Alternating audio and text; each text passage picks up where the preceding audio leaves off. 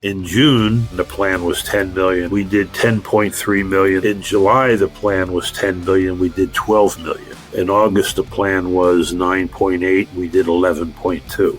So big message there is you got to have consistency. You got to have accountability, and you got to teach and train. And what I heard was we love the sales meetings now. I'm better when I leave the sales meeting than when I walked in. And we changed the whole culture to winning. Hey, everybody. Welcome to another episode of the Wealthy Contractor Podcast. This is Brian Kaskavalsian. And with me today is the man that I call the wisest man in home improvement, Charlie Gindele. Charlie, welcome back.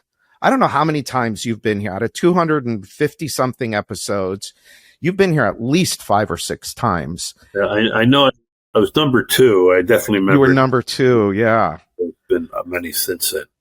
Yeah. The reality of it is, to everybody listening, I could have Charlie here every week for an hour, and we still, after 5 years, probably wouldn't get all of what's inside of that big, beautiful head of his. But we're going to try and get some nuggets today. Charlie is going to talk about a turnaround situation that he has been a part of this year. And it's very interesting. It's a sales turnaround. And so, Charlie, why don't you kind of set it up for them? And then we can dive into some of the details, some of the tactics and the strategies. And of course, Charlie is going to be at Accelerate Live in February. Got to do a plug there, Charlie, for Accelerate Live. You have been at almost every one of them, and I can't imagine doing one without Charlie because, again, he is no joke, the wisest man I know in this business, and he knows more than 30 people combined about this business. And this topic that we're going to be talking about here is something that we are going to dive deep into at Accelerate in February. So with that little plug, you set this up for us, Charlie. Yeah, Brian. Well, I think a lot of people know that I retired from Renewal by Andersen at the end of 21. I sold the business to Renewal by Andersen beginning in 19 and stayed on for 3 years as general manager. And I retired and sailed off into the sunset. I was enjoying retirement, which, by the way, I highly recommend to those of you there. And you got a beautiful retirement party and the whole thing. Yeah. But in the latter years before we sold the business to Renewal by Andersen down there in Orange County and Los Angeles, a gentleman named David Moore was my business partner. David owns about a dozen Renewal by Andersen locations across the country. And so he owns the Renewal by Andersen in San Francisco. And I have a little bit of ownership of it, but he's by far the majority owner. So David called me beginning of the year and said, hey, I need a favor. We might be making a change in the leadership up in San Francisco. The guy that's been there, who generally did a really good job for the last 6 years or so, was looking to move on. And so I'd love you to come up there and fill in as the president / general manager for 2 or 3 months, 3 or 4 months until we get a permanent replacement. So it's hard to say no to David. So I said yes. And I came up here on April 15th of this year. And I really didn't know a lot was going on. They did about $100 million last year in revenue with about a 17% bottom line. So good sized company and obviously very profitable. But with any business, there's the outside perception and there's the inside reality.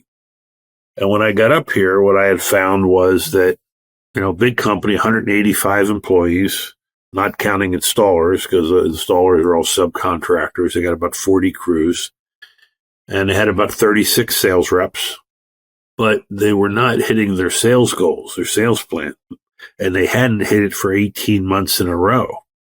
So they had a really strong 2023, and they went into 2024 with a big backlog, but during 24, they were pulling down that backlog and producing the work and not refilling the pipeline as quickly as they were taking it out. So by the time I got up here in April, they were, not a whole lot of backlog, weren't hitting their revenue goals because they had exhausted the backlog, and they weren't hitting their sales goals. So, and David told me that's where we need help, focus. So I started listening and talking to people, and what I found out was that, there were some things that I felt like I started questioning, like they were doing fundamentally wrong.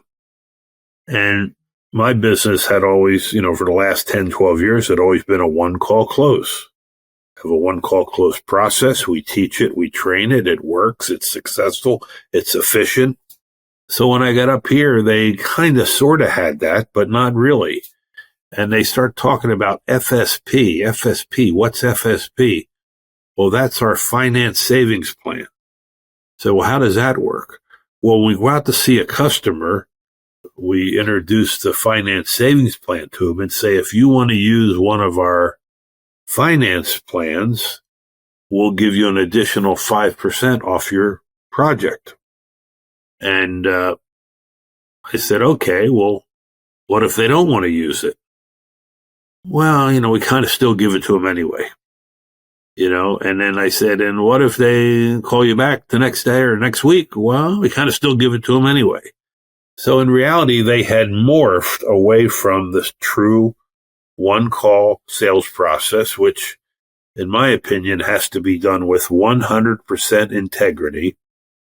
So it took me 3 or 4 weeks to get my arms around that, and finally figured out. And when it all kind of came to clarity to me, I just said, this is it. We're not going to continue down this road.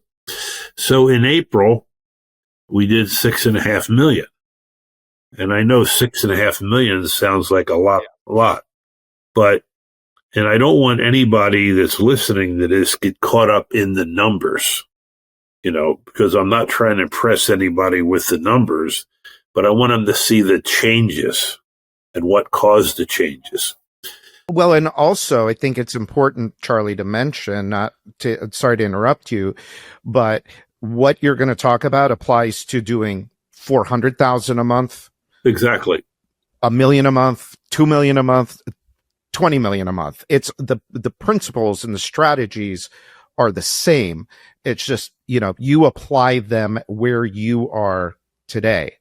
And we talk all the time. Sales is the core of this business. If you don't have a good sales process, you could spend a ton of money on marketing and bring in tons of leads. But if you can't convert those leads into sales, your business isn't going to go anywhere. So this is a critically important piece of the business. So I just want to make sure that you guys that are listening, again, like Charlie said, don't get too tied up in the numbers. It's going to apply regardless of where you are in your business. Yeah, the thing to, I think, listen to the fundamentals that I'm going to talk about, and then also the percentage increases in business that we did as a result of it. So if you're doing $400,000 a month, you can do a 20-30% increase. Doesn't matter how many zeros on the same number of leads, on the same number of issued leads. Exactly. Yeah. So again, we saw what we did, and by the way, in April, the plan was 9 million, and we did 6.5 million. So let's say your plan is 900,000 and you did 650,000, or let's say your plan was 400,000 and you did 275. I mean, it's just different numbers, but the ratios are the same, and that's the point I want people to understand.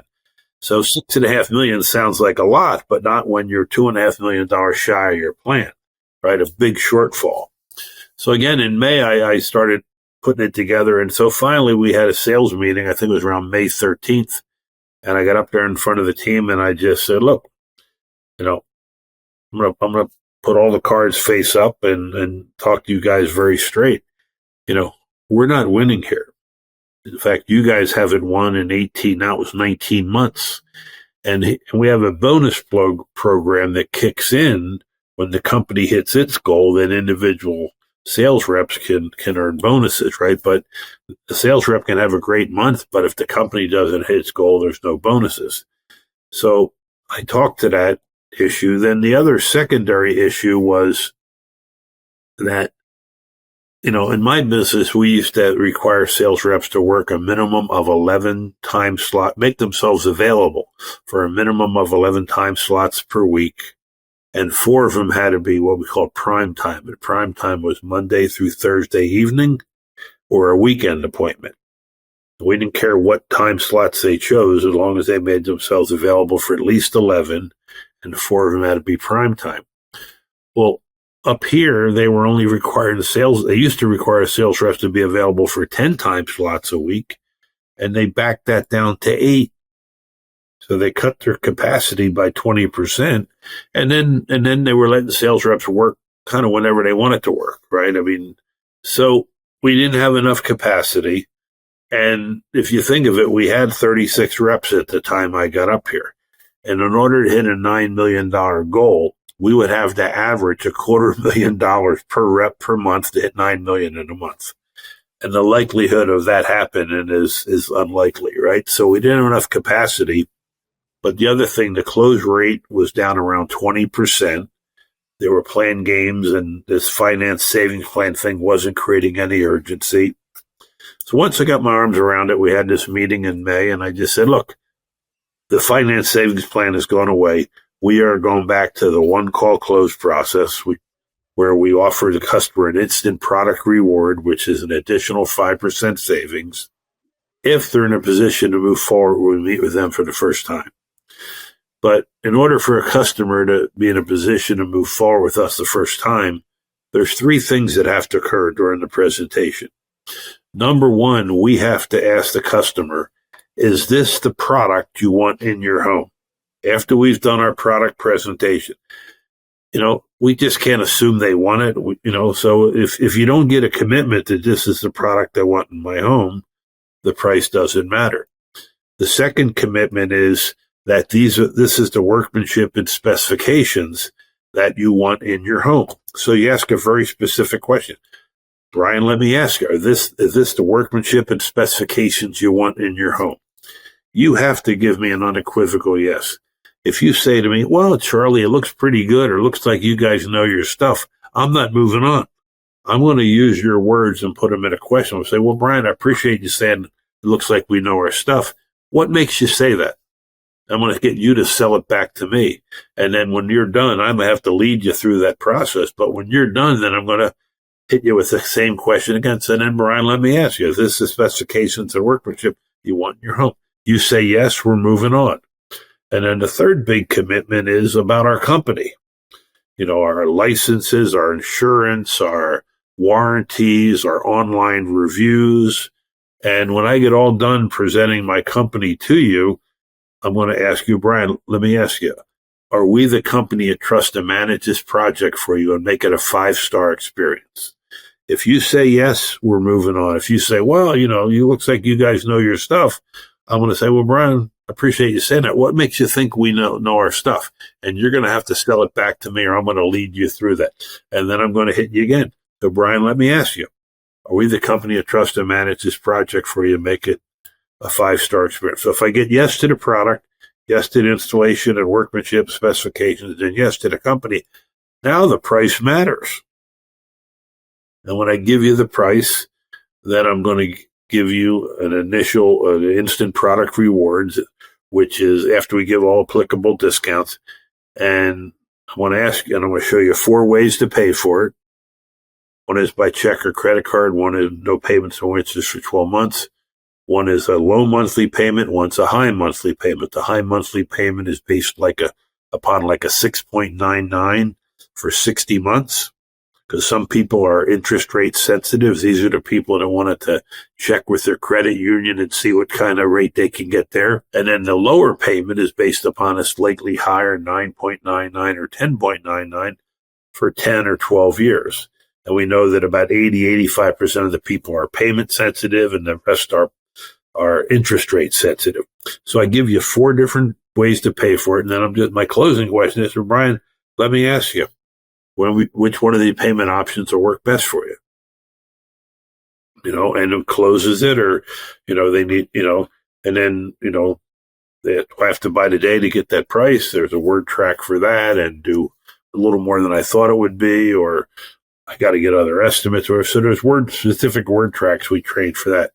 But by putting this in and then doing it with 100% integrity, so they knew that after they run that appointment, they have to result it. So they have to, was a demo sale, demo no sale, no demo, we're not home. And the next day, the customer's going to get a phone call to validate what the result was. The sales rep doesn't go back. They move on to their next lead. We have a revisit program, which if the customer wasn't ready to buy or they're not clear on something. So that immediately took our close rate from about 20% to about 27% for the remainder of May. 35% increase. Yeah, by doing it with 100% integrity, and we don't play games with it at all. 100% integrity. And then the other thing was we started building capacity. We started recruiting, interviewing, hiring, and training. So we had 3 sales classes. And so as of today, which is about 5 months later, 5.5 months later, our sales team has grown from 36 in April to 71 today. So we doubled our sales capacity. Now, that wasn't overnight. It was a process through May, June, July, and August. But a lot of my sales managers worked their butts off training and coaching and doing ride-alongs. And so in May, the minute when we put this, one-call sales process in with 100% integrity, we did $9 million. Now, the plan that month was 9.5, I think. So we didn't hit the plan, but 9.5 is a lot better than 6.5, right? And in June, we did 10.3 million. The plan was 10 million, and we exceeded the plan. In July, the plan was 10 million. We did 12 million. In August, the plan was 9.8. We did 11.2. So big message there is you got to have consistency. You got to have accountability, and you got to teach and train. And, what I heard was we love the sales meetings now. The sales, I feel like I'm coming to a sales meeting. I'm better when I leave the sales meeting than when I walked in. And we changed the whole culture to winning. And what we did was when we hit the plan in June, so most of the sales team had hit the minimum threshold for a bonus.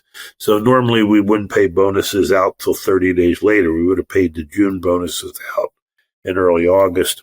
But to reinforce it, I wanted to reinforce that we were winning and on the right track. So we had live checks made out. The first sales meeting in July, we passed out checks. And we passed out about $120,000 worth of bonus checks. Some guys got 1,200. One guy got 12,000. But we called out who got the check, who got a bonus, and what the dollar amount was. And the heads in the room were spinning, and that fired them up and got them excited and made it very tangible. And we just changed the whole conversation from what it was to we're back to winning. Everything was about winning. But the one-call sales process is really what drove it, and the accountability, and just talking about, hey, we weren't succeeding. We made it very clear, and we weren't tiptoeing around it, and we got to get back to that, and it just changed the mindset and the culture, and I heard this a long time ago. Culture is, every company has a culture, every department and every company has a culture, and the culture is all the positive behaviors and performance that you encourage, acknowledge, and reward, minus the negative behaviors and performance that you tolerate and allow. So along the way, we exited about 8 or 10 sales reps who just couldn't do the job or had, attitude problems or behavior problems. But we've totally changed the company around in about 4 or 5 months. We actually changed it around about 60 days, and we've just been building upon that. But and it's been fun, even though I supposedly retired, and I'm looking forward to getting back to being retired here in another month or so. They finally have hired a guy, and he's coming on board in November.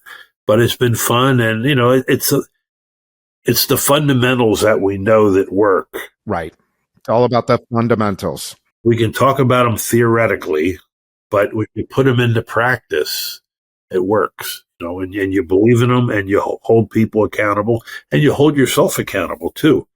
And it's not rocket scientry, but it works, and it's been fun and exciting. In the meantime, I had I had 4 sales managers when I got here, and there were some negativity among them, and they weren't working very hard. They weren't being held accountable. They weren't doing the ride-alongs.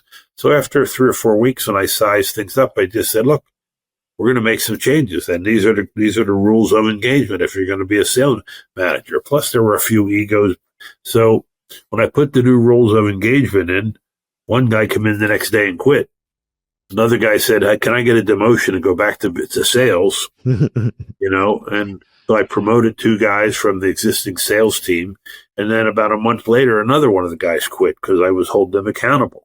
So so now I got 4 sales managers that are working their butts off, that have a great attitude, that are working together cohesively.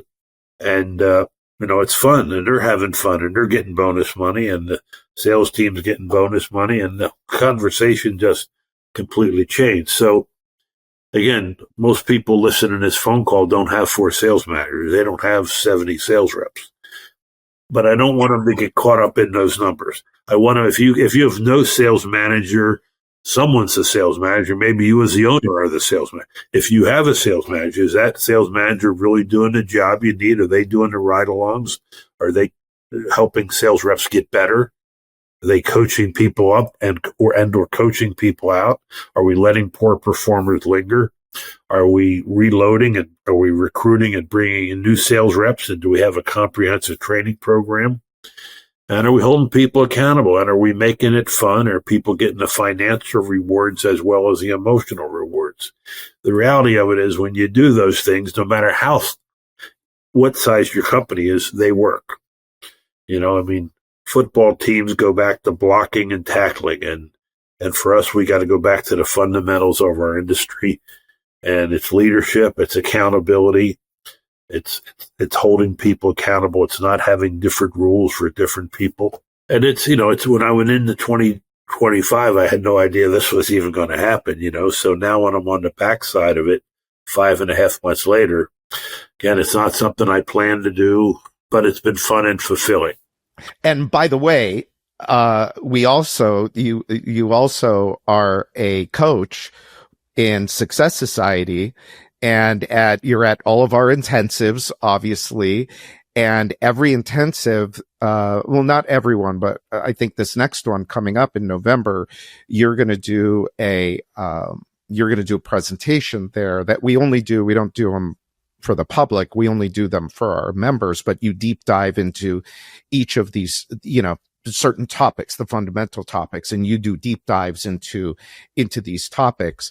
And it's fascinating watching people, because we're all different as entrepreneurs. We're all different attitudes and different goals and different aspirations and different belief systems about ourselves and about the world around us. And so it's interesting when you present this stuff and what people do with it, because we talk about fundamentals. Here's the fundamentals of this business, because this business is very, very formulaic. It's not like, the GC business is we talk about it here often. It's a tough business, one of the worst businesses ever. But the window replacement, the specialty replacement contractor business is an incredible business, because once you get that sales, very scalable. Once you get that sales system in place, now it's a matter of, okay, I can sell. So now you have the confidence to go and put leads on the board, and you'll go pay. I mean, I can't even imagine what you guys are paying per lead over there, but it's got to be close to $1,000 for an issued lead. But you'll pay that all day long when you know that this is the percentage of conversion that I'm going to have at the right price, which is going to lead to this margin. And on and on and on. It ripples through the business. Yeah, you got to know the numbers of your business and, cost of goods sold and overhead. You got to know what your marketing dollars are, your cost per lead and all of those things. And you got to have those tracking systems in place. But, it's funny. I'll tell you a little story. I was talking to a guy that I know down in Orange County who's in the window replacement business. And he reached out to me for some help, because they're kind of struggling and they have they go out and they measure the job and they talk to the customer and then they tell them, we'll email you a bid within 24 hours. And then the customer, some of them call them back, and he said, that's our process. I started talking to him about the efficiencies of a one-call sales process. And I said, what's your sales process? He said, well, we educate our customers. We educate them. Our customers are very well educated. I said, well, that's fine, but do they buy from you? And do you have a predictable, dependable process you use? And, he said, well, I've got a sales manager, and I start talking to him about a one-call sales process, and he told me that's what the slime balls do. And if we tried to put that into the business, he would quit and he'd take the couple sales reps they had with him. And I said, it sounds to me like the tail's wagging the dog, and people have this misperception about a one-call sales process. I mean, yeah, there's old school models where you go in at price and you drop it ridiculous numbers and you keep dropping it till they buy, and if they bought at a higher price, and you're ripping them off and, and there's a lot of pressure. But the one call sales process that I know was taught and that I teach and love is we educate our customers too. We take them through all the products that are out there in the market. We try to lead them to the product that we have is the best product that, might be more expensive, but we don't compete on price. We compete on value, get people excited, make it emotional. Get those tie downs about, is this the product you want on your home? Is this the specification of workmanship? Are we the company you trust? And create urgency along the way. And do they all buy? No, but enough of them buy at if we get 1 out of 4 on a consistent basis at the right price. There's the right price. People tell me I'm closing at 35, 40%, but then I look at their price and they're giving stuff away basically, right. So they're not really charging the right price. They're not getting at least 50% gross profit margin with labor, material, and commission being in the cost of goods sold. I mean, I was used to running my business at over 60% gross profit margin, with labor, material, and commission and the cost of goods sold. So after you pay for all the direct costs of the job, you got 63% of that left over to pay all your overhead, including, about 15% for marketing. Mm-hmm. And a lot of people also, I think, are spending 6, 7, 8%. They don't have enough leads, but, it's kind of they don't realize it, but they're kind of creating a limit on their business. They're putting a constraint on their business, by not charging the right price and not getting their customers to pay for their marketing as to them paying for it. So it's kind of a vicious cycle. Well, and that it is. And that goes to, and this is a whole nother topic. In fact, this is what I'm going to cover at the intensive next month, is how do you plan for profitability? And we use a proprietary chart of accounts similar to what you've used, but the numbers are the numbers. You can't, you have to understand how they work. And I think we've got a pretty simple way of laying out a chart of accounts so that you can instantly, within 2 minutes, look at your P&L and know, okay, I have a problem here or I have a problem here. And people don't realize how important gross margin is. This is my point, is that gross margin is probably the most important thing on that P&L, because without the gross margin, you'll never be able to grow. You'll never be able to afford the marketing that you need or the overhead that you need.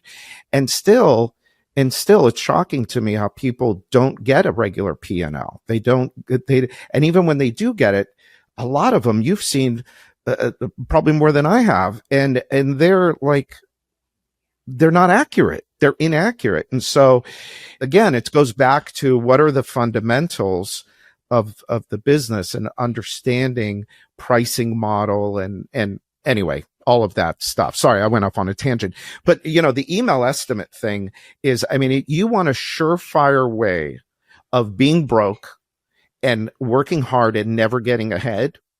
Email estimates to your customers or prospects, and hope and pray that some of them are going to say, okay.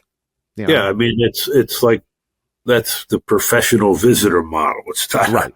Yeah. It's not a professional sales model, I mean, and the old story, if you throw enough on the wall, something's going to stick, right? And that's kind of what they do. But when leads are tougher to get, which they've been, this year, if people are struggling, or if, then in their case, they were doing a lot of just digital marketing. They weren't really, there was all the take marketing and none of the make marketing. And that's something that opened their eyes also. But so you don't have enough leads, and you're throwing stuff on the wall and all of a sudden you become a victim of circumstances, most of which are circumstances you created yourself, unknowingly or unwittingly, So that's a little aside, but it's just interesting. This is a company that's doing $5 or $6 million a year, but this year they're down a little bit. They're struggling, and yeah. So, but even with email, imagine, Charlie, with email estimates, they're doing 5-6 million. Imagine. Anyway, hey, so let's do this as we wrap up. I want to do something a little bit fun. I definitely want to do another plug for Accelerate. So for everybody listening, if you're listening to this podcast, there's no reason for you not to get up and go to Accelerate. We're going to be in Florida in February. Charlie's going to be there. We've got a whole cast of characters. You'll hear from people that have built amazing, incredible $4 and $5 million companies, and you'll hear from people like Charlie that have built 100 million plus companies. But what we always focus on at Accelerate, we always focus on our fundamentals. And whenever Charlie makes a presentation, just if you came all the way to Accelerate, paid the entrance fee, got on an airplane, stayed at the hotel and did all that, and only heard him, you'd get 10 times your money, 10 times your money's worth. So I hope that all of you will join us at Accelerate, be in the room with other people that want to win. Charlie talked about his team there now wants to win. Well, imagine you being in a room with hundreds of other contractors, all there for the same purpose, is to win, to grow, to build success, to build freedom, to build wealth for themselves, their families, and their teams. It's an unbelievable environment. Charlie, so since the last time we talked, have you bought any new cars? Yeah, I bought 2 cars this summer. Okay. Bought a 2009 Ford Mustang Shelby GT 500 KR with 76 miles on it. Beast of a car. Supercharged. Still has the stickers on the windows. It's from the dealer, but it's got 76 miles on it. Yeah. And then back in August, I bought a 2022 Mustang Shelby GTH. So back in 1966, Hertz and Ford had a program where you could rent a racer. It was a black Mustang with a gold stripe on it. And they made about 1,000 of them. And at select Hertz rent-a-cars, you could rent this. They had a rent-a-racer program, they called it. Well, they recreated that program in 2006, 40 years later, and then they did it again in 16, and they did it again in 22. Now, the car that I bought, though, never made it into the rental fleet.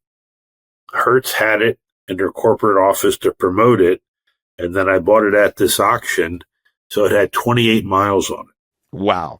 28 miles on it. So I can't wait to see those cars when I see you in a couple weeks there. We're both sweet. Sweet.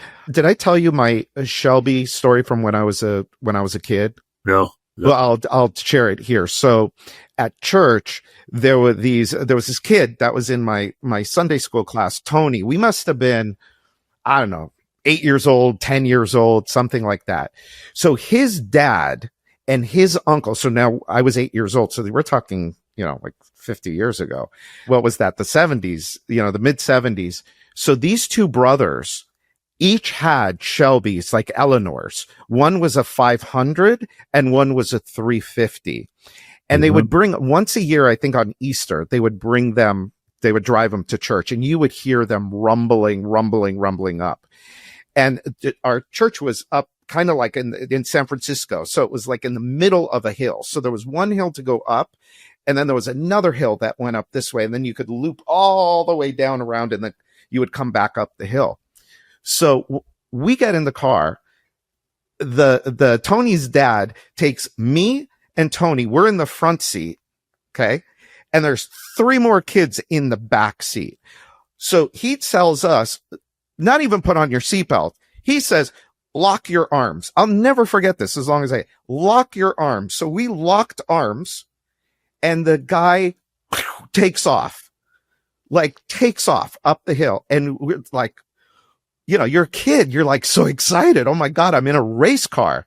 Yeah. I swear to this day, Charlie, when we were at the bottom of the hill to go, after we did the whole big loop, and we're just like, no seatbelts, nothing. The bottom of the hill, I swear he took that turn so fast that we were up on 2 wheels. Now, I don't know if I was a kid, so it probably just felt like that, but that's how fast he took the turn, and then just like screaming up that hill. And it was one of the, I still remember it from almost 50 years ago or whatever it was. So that car, those cars are like, there's something about those cars, whatever year they are. Those Shelbys are just incredible, beautiful, beautiful cars. All right, Charlie. Well, I know you have to go back to your fun over there, but I appreciate you coming in. I hope that what you shared helps some of the people that are on the listening to the podcast, listening to this episode. And if you want more, go to accelerateevent.com. And by the way, use the coupon code podcast26 and you'll save an additional $100 on your ticket. So podcast 26, you'll save an additional $100 on the ticket. So Charlie, thank you very much. Thank you. And look forward to seeing everybody in Florida in February. I missed the first Accelerate, but I've been to the last 8. So this will be my 9th consecutive Accelerate. That's right. This is our 10th year. So we're doing it up. It's going to be, you don't even know yet what we've got planned. So it's going to be awesome. So, all right, everybody. Well, until next time, this is Brian Kaskavalcian, and this is the Wealthy Contractor Podcast.